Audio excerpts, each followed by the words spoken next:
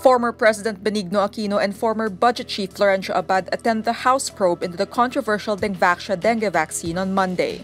Aquino, Abad, and former Executive Secretary Paquito Ochoa Jr. earlier faced the Senate hearing and defended their decision to implement the now controversial program and to rush the procurement of the vaccine.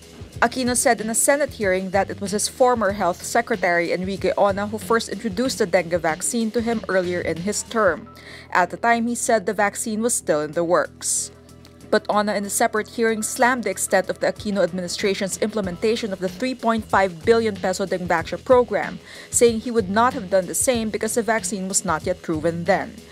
Aquino, Abad, and 18 others from the Health Department are facing a complaint before the Commission on Elections for their alleged violation of the election code. The two, as well as Ochoa and former Health Secretary Janet Garian, are also facing a complaint before the Office of the Ombudsman. Filipinos from all walks of life on Sunday commemorate the People Power Revolution, which toppled a dictator and restored democracy in the Philippines.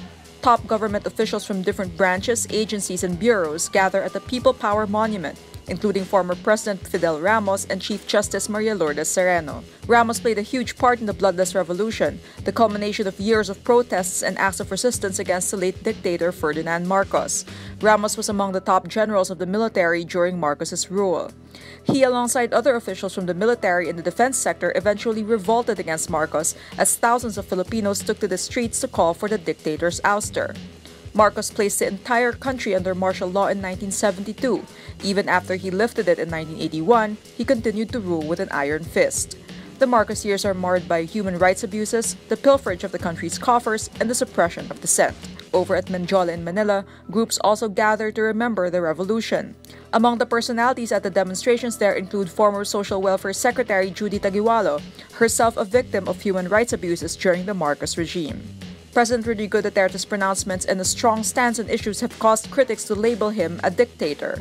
Duterte, who is known to be tough against crime, has taken that toughness to threats against human rights offenders who have raised alarm over the alleged abuses of the government. The former Davao mayor also placed the entire Mindanao island under martial law, following an attempted takeover by local terror groups. The proclamation has been extended for an entire full year. Duterte also openly attacks the media for allegedly making unfair reports. Samsung unveils its Galaxy S9 and S9 Plus at the Mobile World Congress 2019 in Barcelona, Spain, Sunday. Among the smartphone's new features is its variable aperture cameras, one designed for low-light conditions and one for normal daylight conditions. The cameras also sport dual optical image stabilization and 2x optical zoom like the Samsung Galaxy Note 8. The S9 can also shoot 969 frames per second super slow-mo videos.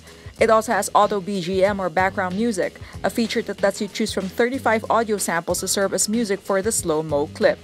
Users may also use their own music and may transfer slow-mo clips into GIFs. Samsung includes a feature that's iPhone-inspired, AR or augmented reality emojis. Like the iPhone X's Animojis, AR emojis let you use a virtual face as your own, which mirrors your real face's expressions.